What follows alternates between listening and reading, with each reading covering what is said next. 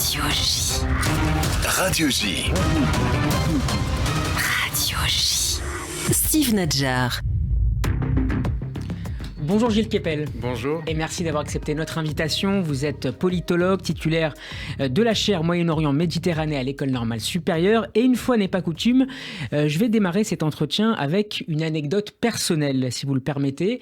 Vos livres occupent dans ma bibliothèque personnelle pas loin d'une étagère entière. On y retrouve notamment Fitna, guerre au cœur de l'islam, 93 bien sûr, Terreur dans l'Hexagone, ou le plus récent, Le prophète et la pandémie. On y trouve également des ouvrages plus anciens, découverts plus tard, comme Le prophète et le pharaon, votre premier livre, ou La revanche de Dieu. Mais il y a un livre auquel je tiens, Gilles Kepel, particulièrement, c'est celui que m'a offert ma mère, quelques semaines avant un entretien d'entrée à Sciences Po, auquel je devais me présenter devant vous. C'était en 2009. Le livre avait pour titre Terreur et martyr. Et il s'agissait, comme souvent, d'un grand récit permettant de comprendre au plus près de votre expérience du terrain les dynamiques en cours au Moyen-Orient, en Irak en particulier à l'époque. Deux grands récits géopolitiques qui n'est pas question dans votre nouveau livre, pas plus que du Moyen-Orient d'ailleurs. Et ce n'est pas à votre mère que vous dédiez ce texte, Enfant de Bohème, publié en cette rentrée chez Gallimard, mais à votre père, Milan, disparu en 2019. Votre père et surtout votre grand-père, Rodolphe, qui sont les héros de ce livre, composé avec beaucoup d'élégance littéraire. Gilles Kepel, comment est né ce livre Enfant de Bohème ? Eh bien, en fait, d'une double nécessité, ou d'un double impératif d'une certaine façon. Mon père était en train de décéder, il est mort en 2019, vous l'avez rappelé, de la maladie d'Alzheimer. Et comme c'est souvent le cas dans cette maladie, il y a un stade où on se rappelle avec beaucoup d'acuité, mais de façon fragmentaire, la mémoire ancienne. Et on oublie ce qu'on vient de boire ou de manger. Et j'ai voulu l'accompagner jusqu'à la fin, être proche de lui, même en pensée, en restituant cette mémoire qu'il avait disparu, qu'il perdait. Et pour cela, je me suis lancé dans cette recherche sur un passé dont j'ignorais à peu près tout, que j'avais occulté, qui ne m'intéressait pas trop. Les relations entre les pères et les fils sont toujours un peu complexes, je ne suis pas le seul. Et du coup, il parlait beaucoup de son propre père. Et donc, je suis allé, j'avais découvert beaucoup de correspondances familiales. Un problème, c'est que j'ai appris l'arabe, mais pas le tchèque. Ça ne m'était pas d'un grand secours pour tout ça. Donc, j'ai trouvé deux jeunes gens très doués, franco-tchèques, qui m'ont traduit ça, puis qui se sont pris au jeu, qui ont trouvé énormément de documents dans les archives pragoises, parce que le personnage... Donc plus seulement des archives privées. Voilà, des archives publiques. Que le personnage que j'appelle Rodolphe K, qui est inspiré par mon grand-père, puisque c'est une œuvre littéraire, si vous voulez. Ça n'est pas simplement une histoire de famille, c'est à travers cette espèce d'épopée slave, c'est une façon de relire le siècle qui est écoulé, dans un contexte qui est assez frappant, parce qu'il nous revient aujourd'hui. On a oublié que l'Europe, c'était de la guerre. Que, comme on dit en grec, pater panton polemos, le père de tout, c'est guerre. Et on avait occulté cette Europe-là parce qu'il y a eu le rideau de fer. Ensuite, on a cru qu'elle s'intégrait harmonieusement avec nous, ce qui s'est passé en grande partie. Et tout d'un coup, on a le retour de la guerre avec la Russie qui envahit l'Ukraine. J'étais à Prague récemment, il y a énormément de réfugiés ukrainiens, etc. Ça, c'est le premier élément. Et puis, le deuxième, c'est que moi-même, dans ma vie professionnelle, écrivant, pour avoir écrit les livres que vous avez gentiment mentionnés tout à l'heure, j'ai été condamné à mort par un djihadiste en 2016, après qu'il avait massacré sauvagement le lieutenant de police Jean-Baptiste Salvin et son épouse à Magnanville, devant leur petit garçon. Et qui donc ne s'agissait pas simplement de faire l'autodafé de mes livres, mais aussi de me faire égorger. Donc j'ai passé 2 ans sous protection policière, ce qui était assez lourd, mais en même temps... Avec des souffrances aussi physiques. Oui, parce que ça m'a ressenti. créé des sciatiques affreuses, donc je passais ma vie couché. Et ça ne m'a pas empêché d'écrire à ce moment-là un autre livre professionnel qui était Sortir du chaos. D'ailleurs, les gens se demandent pourquoi ce titre, puisque le chaos a continué, mais c'était peut-être une vision personnelle, oui, c'est ça.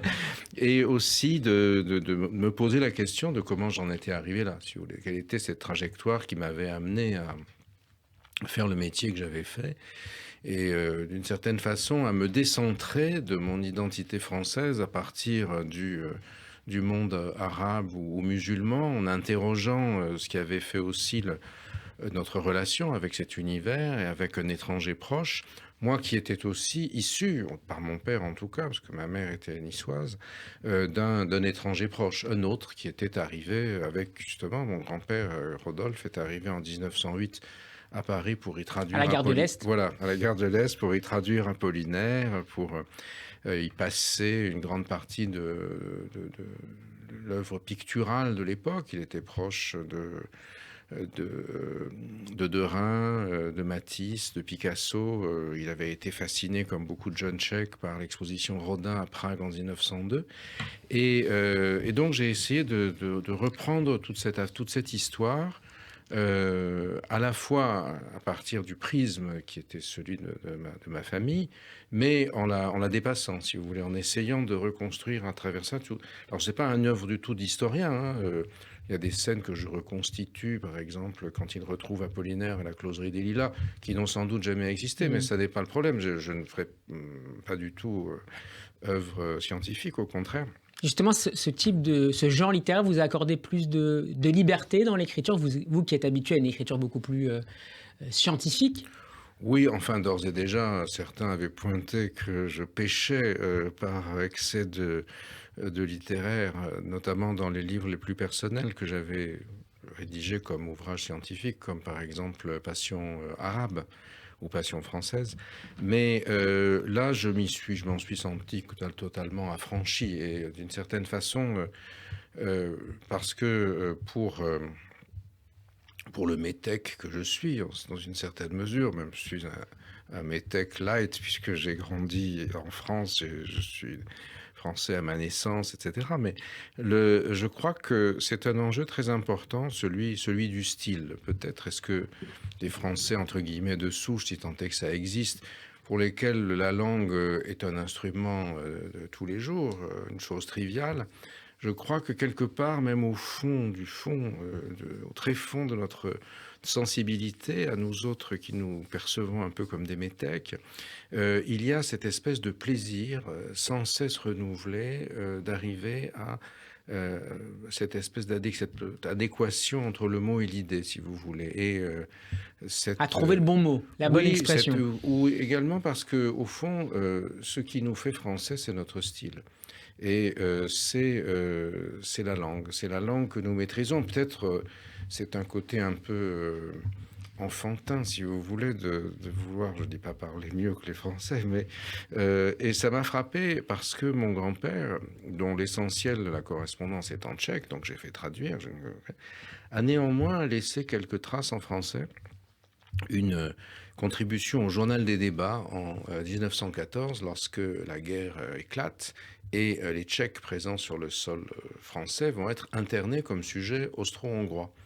Et donc il intervient dans le débat public pour faire en sorte qu'ils soient reconnus comme des opposants à l'Empire et qu'ils puissent s'enrégimenter dans la légion tchèque, la légion Nazdar, qui sera cantonné et entraîné à Bayonne avant d'être sacrifié en 1915 massivement dans l'Artois par des généraux qui envoyaient justement les métèques en première ligne parce que ça ne coûtait pas cher politiquement. Votre père qui avait été opposant dans le passé aux Habsbourg. Mon grand-père, oui. Votre grand-père, pardon.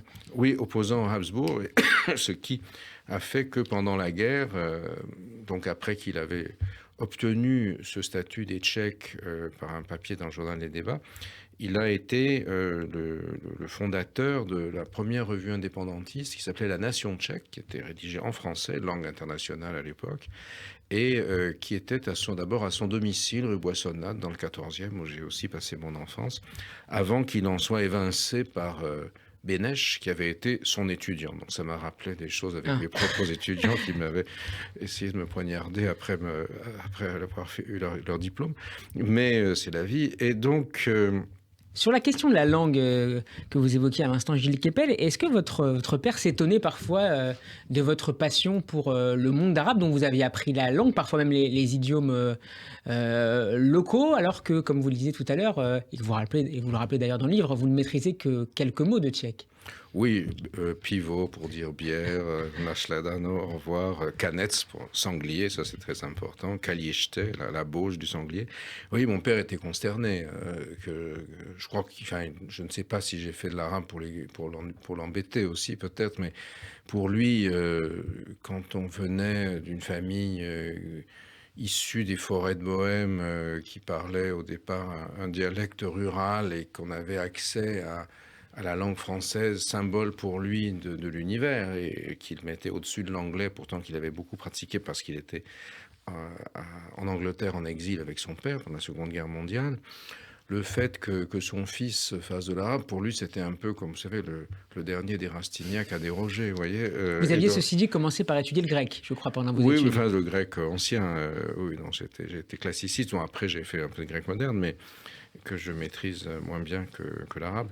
Et oui, il n'a jamais vraiment compris. Et à Prague, justement, j'avais discuté à l'époque avec notre ambassadeur, qui était lui-même quelqu'un de fort sympathique et qui parlait parfaitement tchèque et qui était lui-même d'origine arménienne.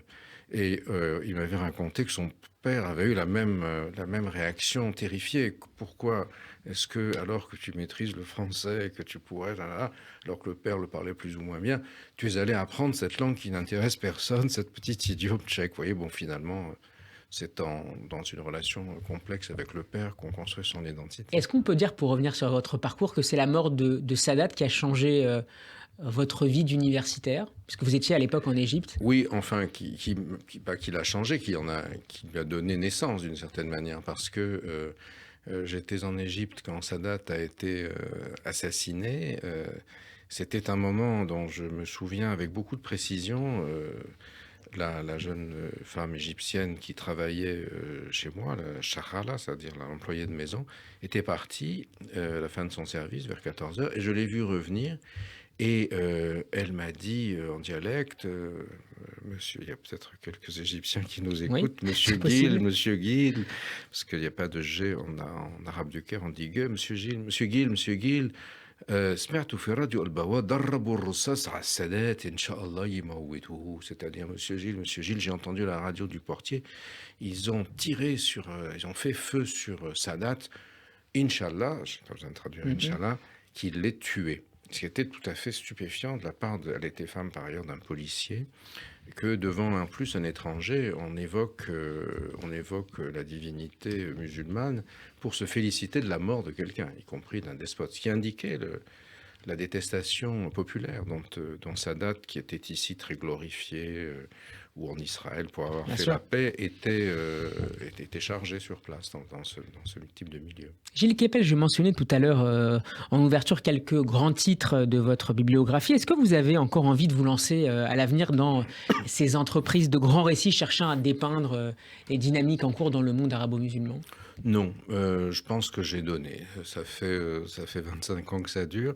Vous avez rappelé, c'est d'ailleurs avec des vicissitudes, hein, vous avez rappelé très gentiment, j'espère que ça a été profitable d'ailleurs, la lecture de Terreur et Martyrs. Vous avez été l'un de ces très rares lecteurs. Ça a été le plus grand flop éditorial que j'ai fait, et en toute langue. Et rétrospectivement, c'est très surprenant parce que dans ce livre, j'avais analysé le texte de Abou Mus'ab Souri, un djihadiste d'origine syrienne qui avait d'ailleurs été formé en France dans une école d'ingénieurs, enfin probablement à Jussieu en réalité, j'ai appris récemment. Et qui Vous étiez le premier à le faire en France. Oui, bien sûr, et je crois dans le monde d'ailleurs, et qui était celui dont la pensée allait donner naissance à Daesh, si vous voulez.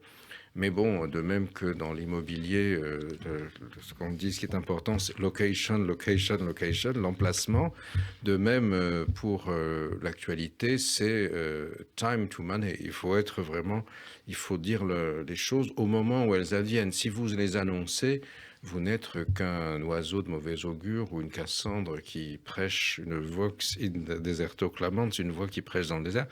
C'était du reste le cas quand j'avais publié mon deuxième livre, Les banlieues de l'islam, qui a eu une certaine résonance médiatique, mais qui date de 1987 et qui, si on le regarde en rétrospective, c'est le premier livre sur l'islam en France, à ma connaissance, en tout cas, et même en Occident,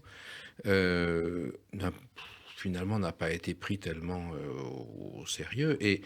Mais quand on le regarde, je n'ose pas dire que quasiment tout ce qui s'est déroulé par la suite y était quasiment écrit et préparé. Si vous deviez exposer, non pas sur 350 pages, puisque vous avez visiblement d'autres projets littéraires pour l'avenir, mais en 3 ou 4 minutes, quels seraient que retiendrez-vous plutôt des grands enjeux, des dynamiques, des évolutions majeures en cours dans cet espace arabo-musulman aujourd'hui ? Alors je crois que le facteur le plus important, mais qui n'est pas seulement arabo-musulman, on pourrait appeler peut-être ça la désaffiliation, c'est-à-dire que la guerre en Ukraine, le rôle de la Russie, s'est traduit par une fragmentation beaucoup plus grande de l'espace mondial par rapport à ce qu'on a vu à Yalta, si vous voulez, où vous aviez quand même des alignements très nets, qui ont été ensuite transformés par ce que Hubert Védrine avait appelé l'hyperpuissance américaine après la chute du mur de Berlin.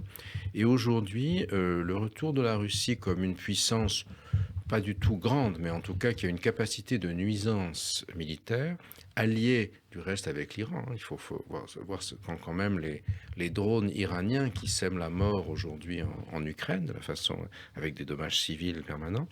Tout ça, avec les conséquences que ça a sur l'augmentation des prix du pétrole, tout ça a fait que des alliés traditionnels de l'Occident, comme l'Arabie Saoudite, les Émirats, etc., on l'a vu tout récemment, souhaitaient baisser la production pour faire augmenter les prix, c'est-à-dire donner un coup de main à Poutine en termes financiers dans son affrontement avec l'Occident. Ce qui a beaucoup déplu à Washington. Beaucoup déplu à Washington, mais que vous avez aussi dans d'autres pays. Aujourd'hui, par exemple, j'étais récemment au Maroc, où le ministre des Affaires étrangères m'a expliqué que le Maroc ou d'autres pays sont libres de choisir, en fonction de leurs intérêts immédiats, leurs allégeances et leurs alliances, que le fait qu'il y ait eu une relation avec la France n'a plus de signification aujourd'hui pour les choix politiques à faire, etc. Et on voit ça dans un grand nombre de pays. La Turquie aujourd'hui aussi, où la Turquie est à la fois un membre de l'OTAN, mais également le pays par lequel s'effectue une grande partie du commerce avec la Russie. Le Monde a publié un reportage intéressant sur le port de Mersine aujourd'hui. Nouveau hub. Voilà, c'est ça.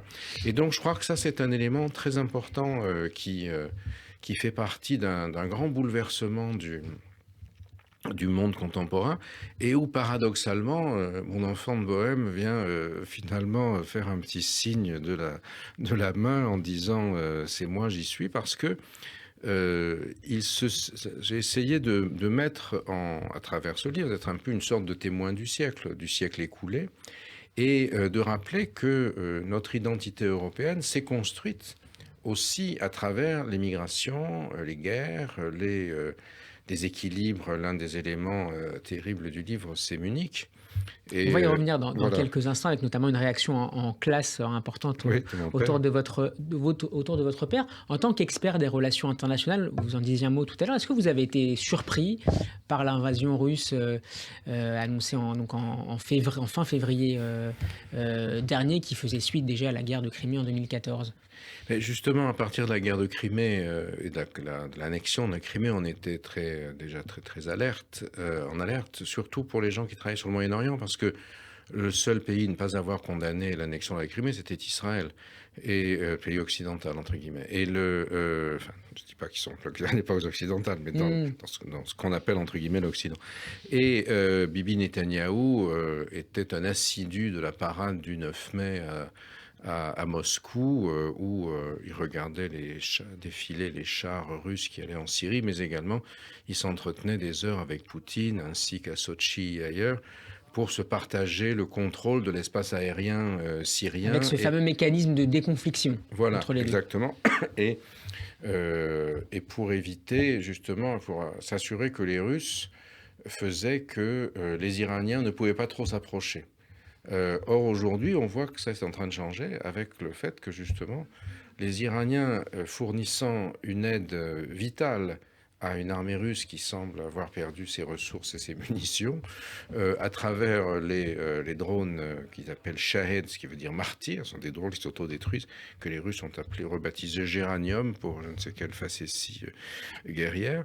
La capacité de négociation entre Russie et Iran, qui était du dominant au dominé autrefois, est en train de changer la donne. Et on voit bien, par exemple, que à quelques jours des élections israéliennes, de nouveau, je crois que c'est le 1er novembre, on voit bien que, en fait, Israël possède les anti-drones Shahed. Et c'est aussi pourquoi les Émirats sont tellement désireux de l'alliance des accords d'Abraham.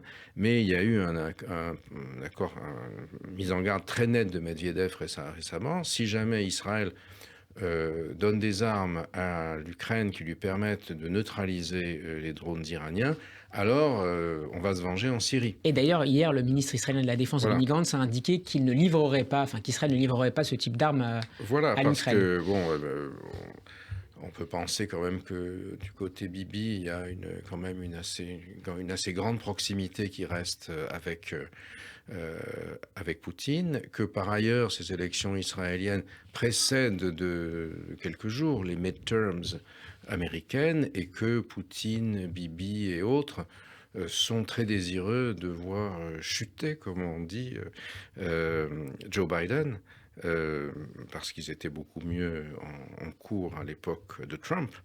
Mais surtout, si Biden perd la majorité à la Chambre, il va être très largement en incapacité pour la deuxième partie de son mandat, ce qui aujourd'hui, dans un contexte qui n'a jamais été aussi conflictuel depuis la fin de la Seconde Guerre mondiale et dans une grande réorganisation du monde, un grand reshuffling of cards, si je puis dire, on rebat les cartes, ce qui va poser un très gros problème et qui nous en pose un énorme parce que nous, comme Européens, nous sommes particulièrement impactés par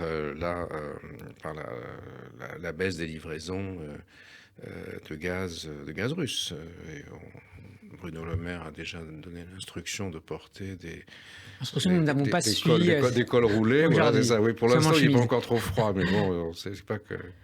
Encore un mot sur la Russie et l'Iran. Est-ce que ce rapprochement circonstanciel est amené à se poursuivre, selon vous, Gilles Kepel, à long terme, alors qu'on évoquait ces derniers mois la volonté de Moscou de limiter l'influence iranienne en Syrie? Oui, tout à fait. Alors, la nécessité fait loi, je crois, parce que je ne suis pas expert de stratégie militaire, mais il semble quand même bien que la Russie a un très gros souci avec son armée. Que son modèle de mobilisation massif ne marche pas et qu'elle a pris un retard assez significatif en termes d'armement. Quand les Ukrainiens ont fait les percées qu'ils continuent à faire apparemment à Kherson aujourd'hui, au Kherson. Au sud de l'Ukraine. Voilà, dans le sud de l'Ukraine, c'est parce qu'ils disposent d'armements occidentaux, notamment américains, mais aussi européens, qui sont très supérieurs à des armements obsolètes. Et est-ce qu'on peut imaginer que des miliciens pro-Iran soient dépêchés par Téhéran pour aider les Russes sur le terrain?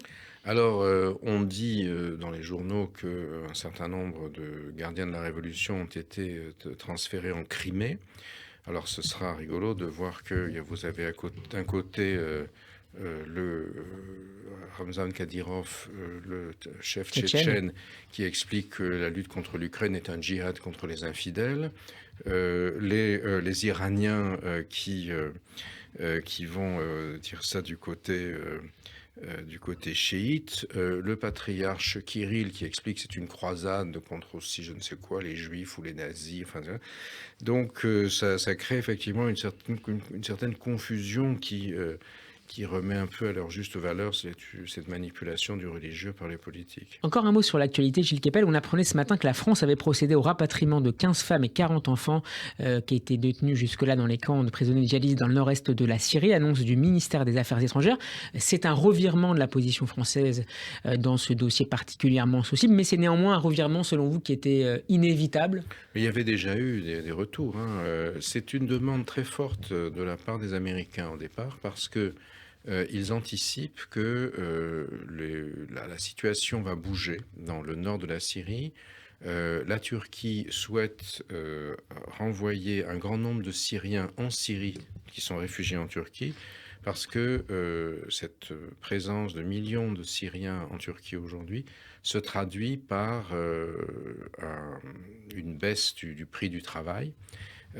Et un mécontentement social de la part des Turcs, un phénomène type extrême droite française, si vous voulez, au nationalisme. C'est la faute aux immigrés s'il n'y a pas de travail, l'inflation gigantesque en Turquie. Donc Erdogan veut faire ça dans la perspective des élections.